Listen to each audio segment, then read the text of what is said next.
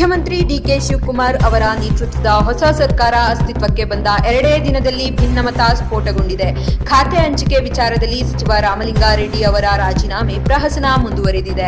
ರಾಮಲಿಂಗಾರೆಡ್ಡಿ ಅವರು ಸಚಿವ ಸ್ಥಾನಕ್ಕೆ ನೀಡಿದ ರಾಜೀನಾಮೆ ಬಹುತೇಕ ವಾಪಸ್ ಪಡೆದಿದ್ದಾರೆ ಎಂದು ಮೂಲಗಳು ಹೇಳುತ್ತಿದ್ದರೂ ಇನ್ನೂ ಅಧಿಕೃತಗೊಂಡಿಲ್ಲ. ಅಲ್ಲದೆ ಸಿಎಂ ಮನವೊಲಿಕೆಗೆ ಒಪ್ಪಿ ಜಲಸಂಪನ್ಮೂಲ ಖಾತೆಯಲ್ಲೇ ಮುಂದುವರಿಯುತ್ತಾರಾ ಅನ್ನೋದು ಇನ್ನೂ ಸಸ್ಪೆನ್ಸ್ ಆಗಿಯೇ ಉಳಿದಿದೆ. ರಾಜೀನಾಮೆ ವಾಪಸ್ ತೆಗೆದುಕೊಳ್ಳುವಂತೆ ರಾಮಲಿಂಗಾರೆಡ್ಡಿ ಅವರ ಮನವೊಲಿಸುವ ಯತ್ನವನ್ನು ಡಿಕೆ ಶಿವಕುಮಾರ್ ಸೇರಿದಂತೆ ಕಾಂಗ್ರೆಸ್ ವರಿಷ್ಠರು ನಡೆಸಿದ್ದಾರೆ.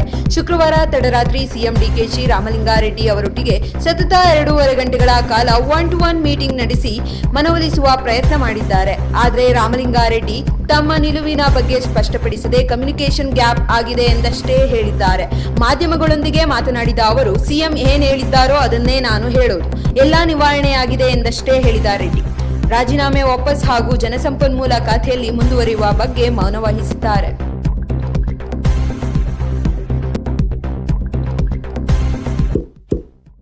ಇಂತಹ ಇನ್ನಷ್ಟು ವಿಡಿಯೋಗಳಿಗಾಗಿ ಲೈಕ್ ಮಾಡಿ, ಫಾಲೋ ಮಾಡಿ, ಶೇರ್ ಮಾಡಿ.